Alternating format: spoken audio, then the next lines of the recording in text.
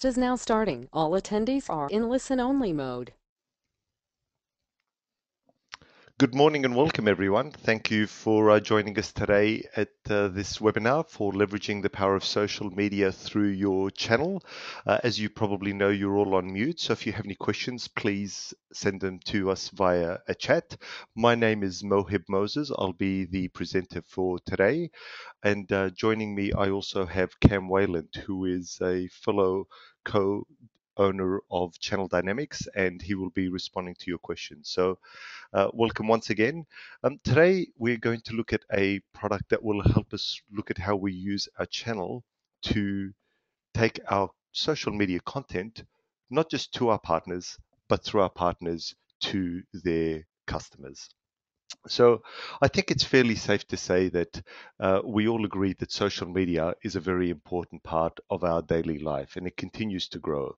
So as you can see here, there's a whole bunch of stats. I haven't bothered updating them because whenever I do, they just constantly go out of date. But I think what's important is we recognize that social media continues to grow. It may not grow at the rate that it used to a couple of years ago, but it still continues to grow.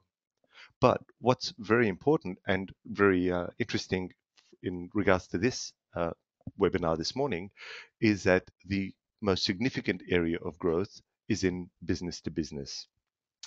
Various organizations, Forrester Social Cast, Serious Decisions, etc., talk about the fact that business decision makers make their decisions are influenced by various social media content that exists.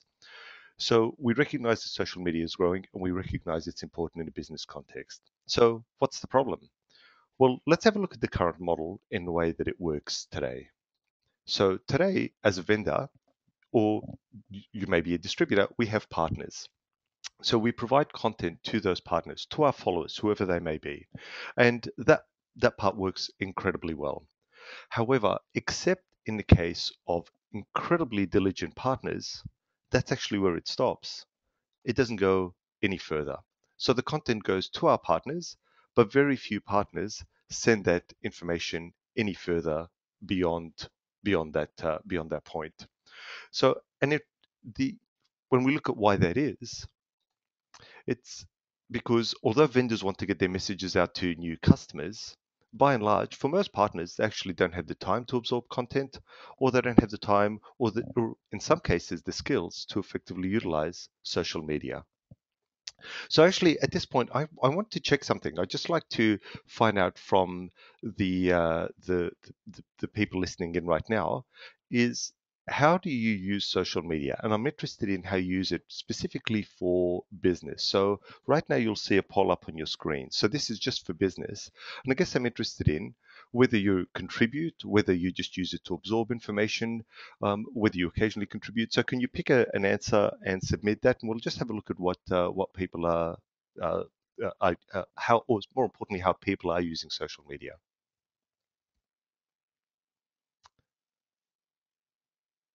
Okay, so it looks like everyone answers. So let's just have a quick look at that, and I'll just share the results with you. And you can see that most people use it to find information, very few retweet or forward it, and there's actually very few that are regular contributors. And I've got to say, we did a research project at the end of last year, and this is very consistent with the results that we found as well.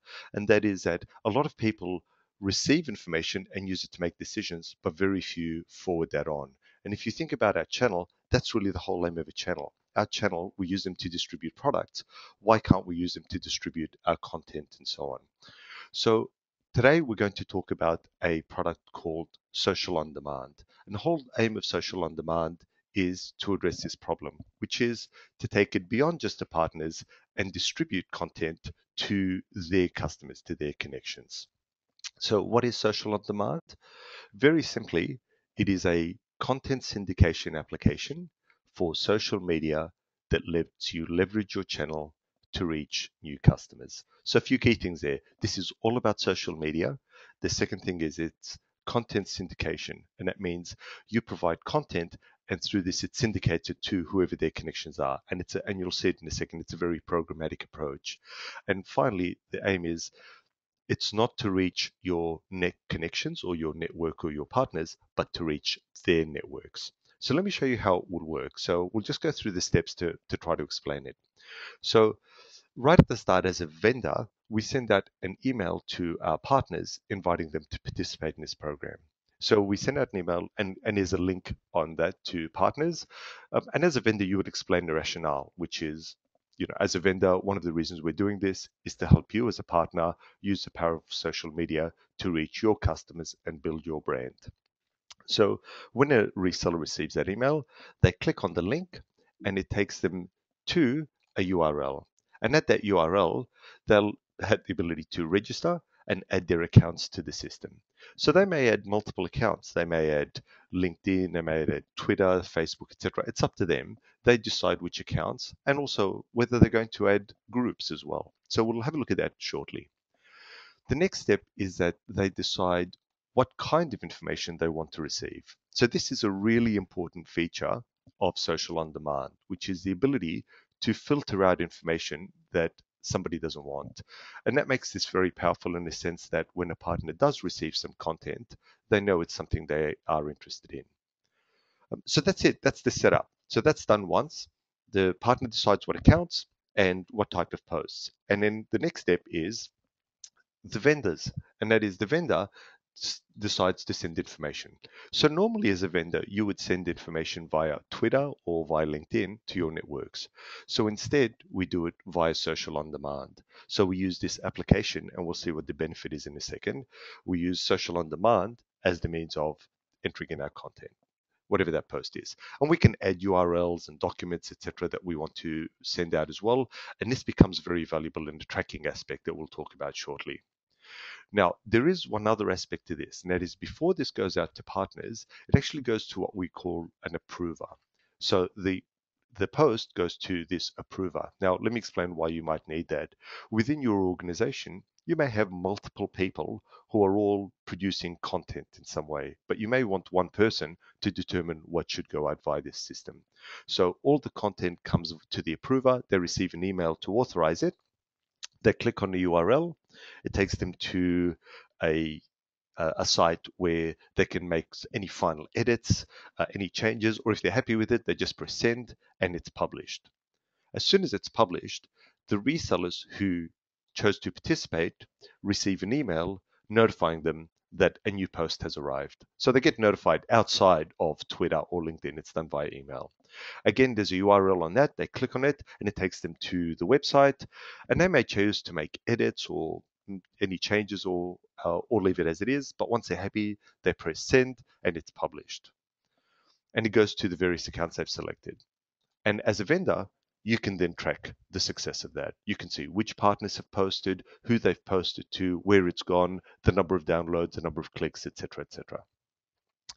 So typically at this point, when I've talked about social on demand, I get the question was, why bother? How is this any different to me just going onto Twitter or LinkedIn and doing it the way that I currently do? So let's talk about why you would even use this. So the first step is this is a programmatical approach to reposting content. Normally, when you post content to your networks, it comes in via their Twitter feed or LinkedIn or whatever it happens to be. And that may get lost in the melee of documents and content that they receive, depending on how many people they're following. And as we said earlier, very few people actively forward content on. So this is a programmatic approach. A partner is registered, they're receiving the content externally, and they're being prompted to either send it, forward it, or reject it, as the case may be. The other thing that's a really important one is this enables partners to post to multiple accounts, LinkedIn groups, Twitter, Facebook, etc., all from the one screen. As you can imagine, we're just saying very few partners repost content. Well, you can imagine there's even less who would take content out of Twitter and put it into LinkedIn or vice versa. And in fact, I don't know if anyone read the announcement that was made 12 days ago, which is Twitter and LinkedIn have parted companies. So in the sense that in the old days, you could post something on Twitter and could get fed into LinkedIn. Now, you can't go the other way. So if you put something on LinkedIn, it will not go into Twitter. So that relationship has separated. And as a result, the ability to post to multiple accounts will decline even further. So that's one of the other real benefits of social on demand. The other part that's important is the tracking aspect from a vendor's point of view. You can track what partners have posted, where they've reposted, what the results are, etc., etc. The other part is that the posts look like they were created by the partner, not a retweet. So this looks like it is a partner message, and therefore it gives it a bit more credibility. If you could think about it from a customer's point of view, they expect a vendor to talk about their product in glowing terms. But when a partner does it, it carries a level of third party credibility. As I mentioned earlier, one of the features of this application is that it discards posts that partners aren't interested and so therefore partners don't receive content that they don't care about, and their vendors' posts are highlighted to them via email. So it's unlikely that your message will be lost because there's an email that reminds partners that they have a that they can authorize, and also makes it very easy for them to authorize it. And finally, as we said a little while ago, you can have multiple sources of content, but keep control through one process. And that becomes very powerful if you're in an organization where you have several people who are very active because they all have their own individual accounts and individual followers. Here we can combine it all into one location and all going to the set of partners. So that's the reason why you would look at social on demand. So it's probably worthwhile me just walking you through some of the screens to let you see what it looks like, and so you can get a feel for how the application works. So as we said, the very first thing that happens is you as a vendor invite your partners to participate. And so they receive an email, they click on a link, and it takes them to a URL where they can add their accounts. So you can see here, this is my one, and you can see I've added my Facebook one, my Twitter one, my business Twitter one, my LinkedIn one, and in various groups as well. And so it's as simple as that. We add the accounts and then the various groups into each one.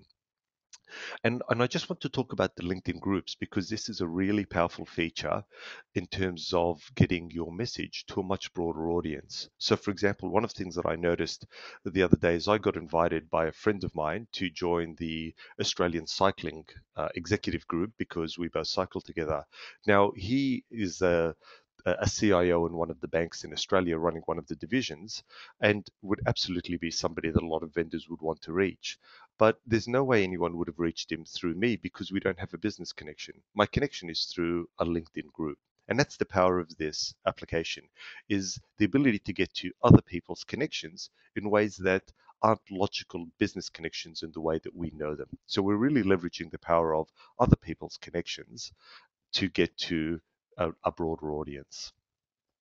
So actually, at this point, I'm interested. I've mentioned Facebook and LinkedIn and Twitter, and I'm interested in the people listening in on this webinar.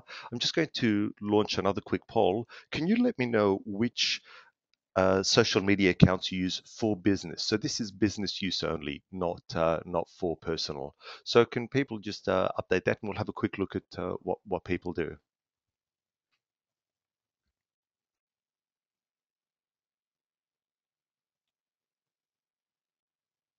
Okay, and it looks like we've got a few more, and I might just close it now, and let's have a look at the results. And as we expected, 80% of people use either LinkedIn or Twitter for business. I can see Google Plus is still very embryonic, and actually I'm a bit surprised. There's more people than I expected using Facebook for business as well. Um, Now, I did ask the question whether it's you or your company, and I would imagine that a lot of companies are now starting to set up Facebook sites. So that's an interesting trend. When we did our analysis late last year, very few people used Facebook for business, and in 6 months we're already starting to see a shift in the trend. So I come back to this comment about the fact that more and more people are starting to use social media in a business context. Okay, so let's go on. So as I said, the first thing we do is put in our accounts. Then with each account, we then decide what kind of information we want. So you can see here what I've set up is a number of different options. So and I should explain. See on the left where it says virus threat alerts, product announcements, general news, etc. Those categories are defined by the vendor. So the vendor sets that up right at the start. So when a partner receives it, this is already set up and they have an option. And you can see here with virus threat alerts, because of the sensitivity of that information, I've set it up so it publishes automatically. So if a vendor sends information to me as a partner, then that will just automatically go out to my networks without me touching it at all. Similarly, down the bottom, live demos ANZ, I know that's internal and I don't really want that to go anywhere, so I've automatically set it up to be ignored. And so it won't go any further. The other four, product announcements, etc., I've set up the option to review it. What that means is I'll be notified by an email, as we were talking about earlier, and I will have the option to either forward it on, delete it, review it, make changes to it, ignore it, etc.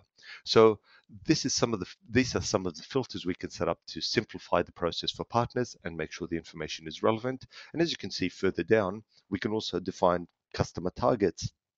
And again, if a partner is not interested in, for example, consumer, they can simply untick that. So that's the setup process.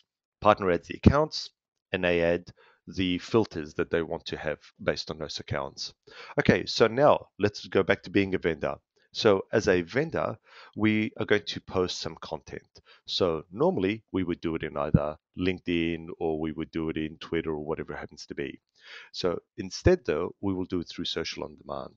And the screen looks like this. Now, I know this is going to be hard to read, so I'm going to drill down into each of the individual bits. So the first thing that we do as the vendor is, as you'd expect, give it a title.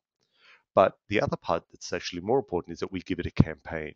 And that means we can have multiple posts associated with a campaign. So if you can imagine, for example, you're about to do a product launch, you may have educational tweets, you may have product announcement ones, you may have press release ones, etc.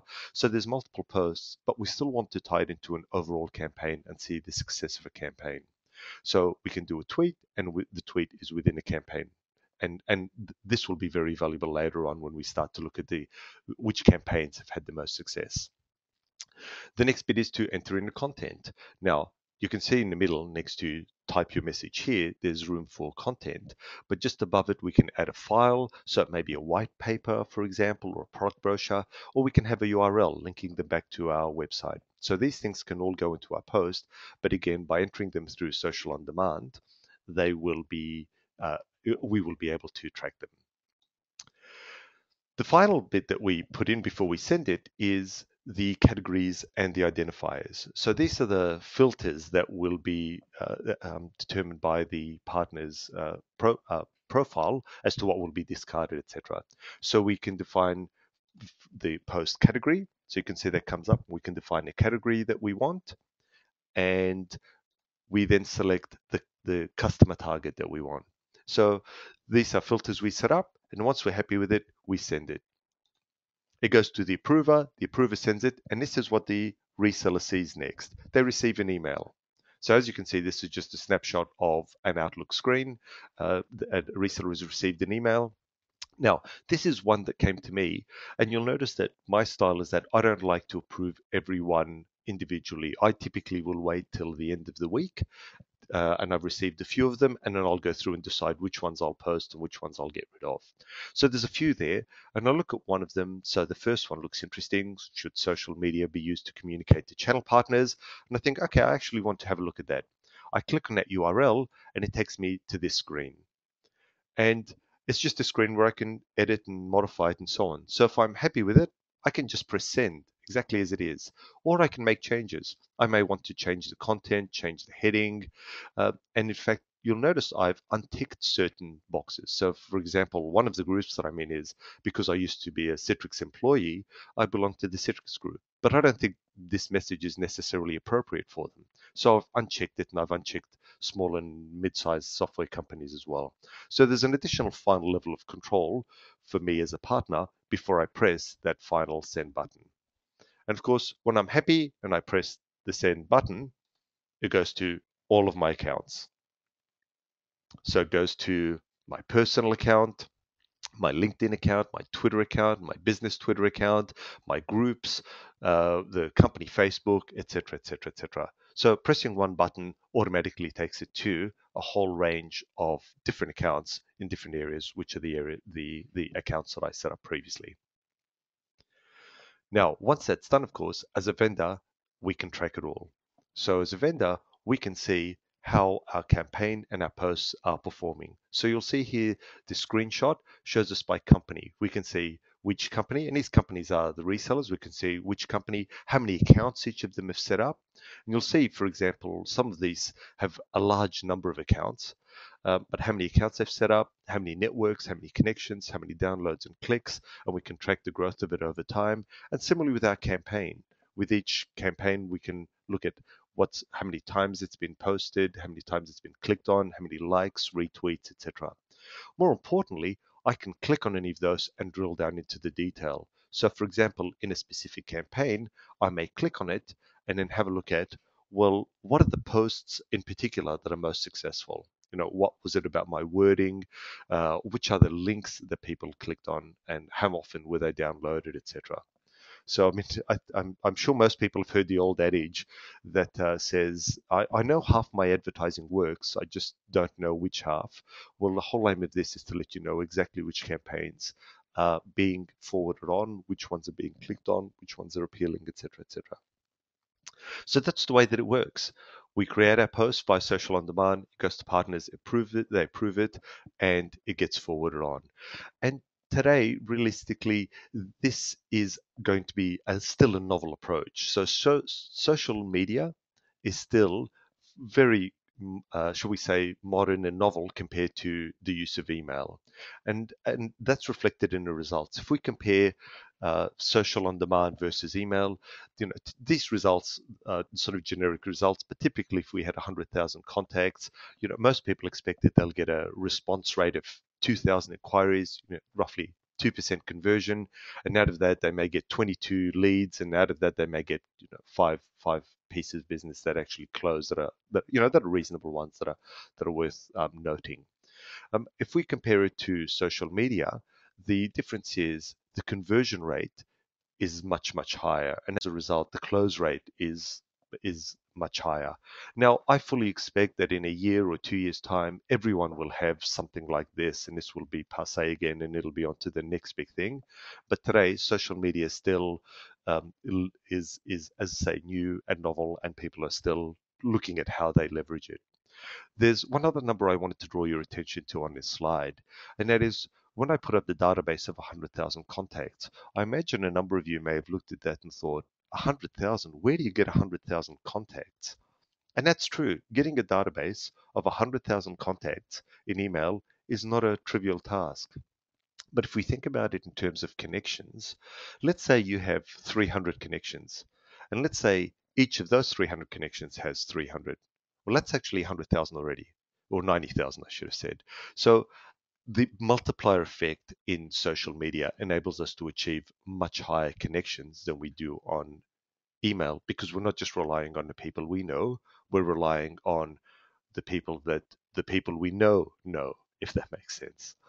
Okay, so this is just kind of a generic table, but let's actually look at some sample results from two case studies that have been done so far.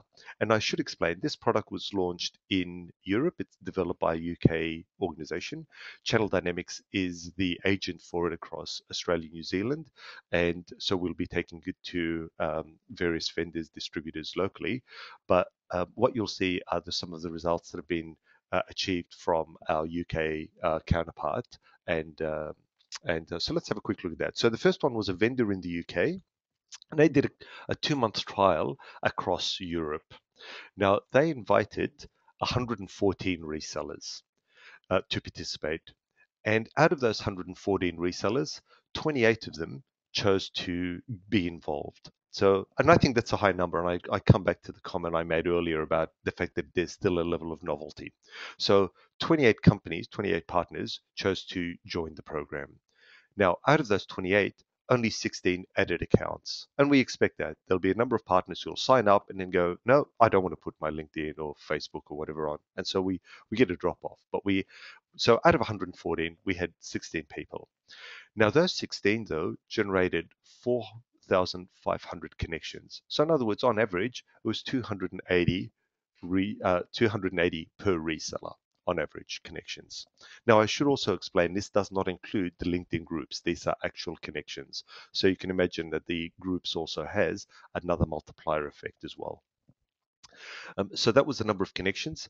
Because of that, what we found was two things. Firstly, each post on average was reposted 4 times, and each post on average was clicked around 30 times. So we get this multiplier effect that happens from not just the 16 accounts who signed up, it's actually from the 4,500 connections.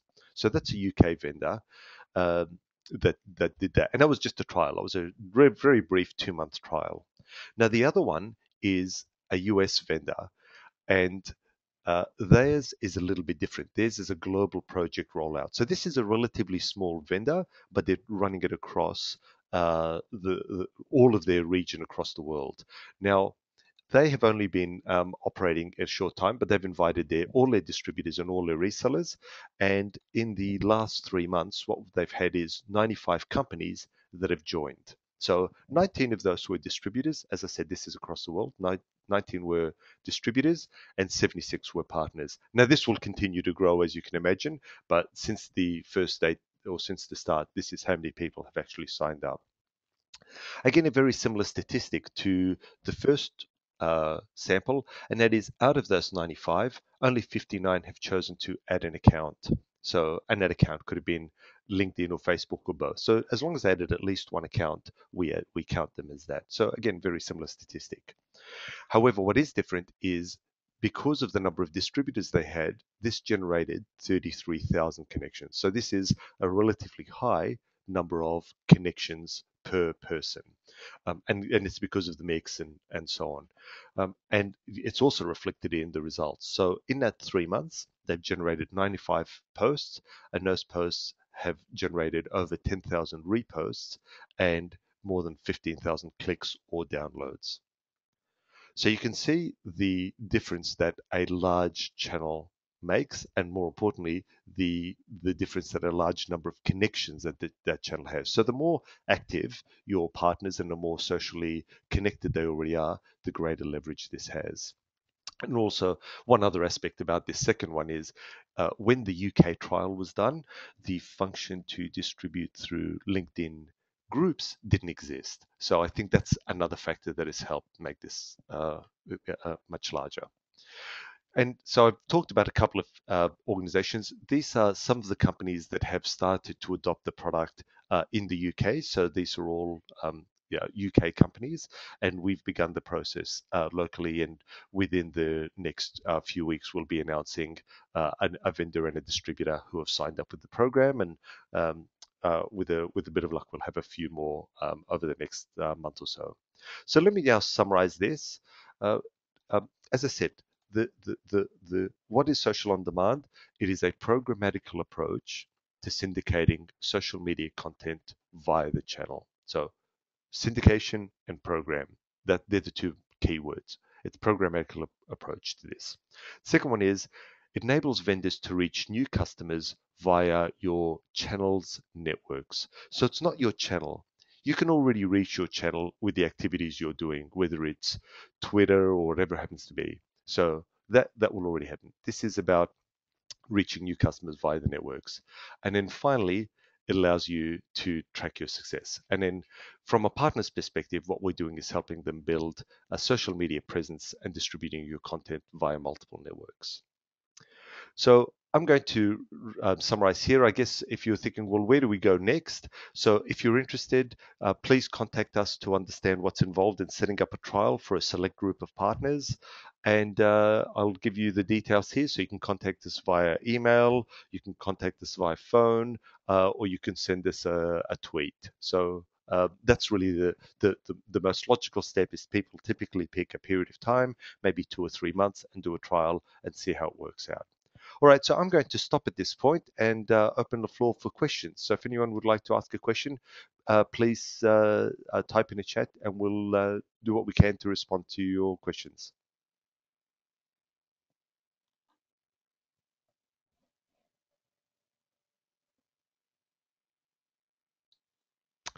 Um, okay, it doesn't look like we have any questions.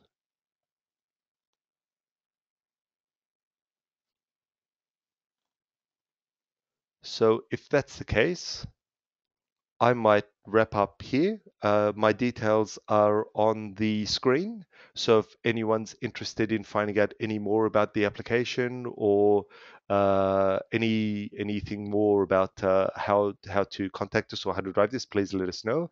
I have had one question, which is, am I going to send you a copy of this?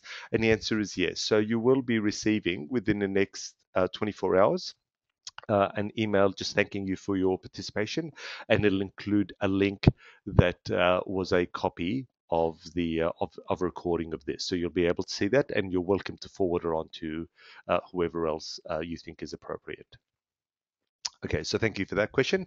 Anyone else? Is there anything else that anyone's got on their mind?